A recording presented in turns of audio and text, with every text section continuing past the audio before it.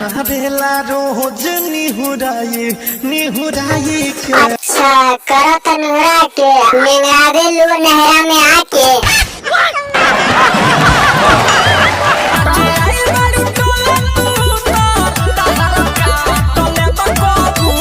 अच्छा भैया जी एकर काट लब दोनों कबूतर त हमू डाल देवन घर में तोहर अपन वाला लहर के सेटर। बीस के या चली जोई हम 20 के। अच्छा आ जाइहन 20 के चल जाइहन 20 के त हमू अपन वाला लहर जेवन ठूस के।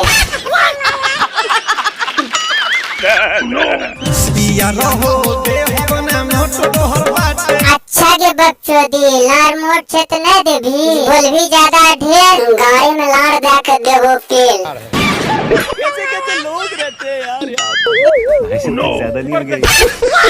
हमारे चैनल को सब्सक्राइब कर बेल आइकन जरूर प्रेस करें हमारी न्यू वीडियो सबसे पहले देखने के लिए।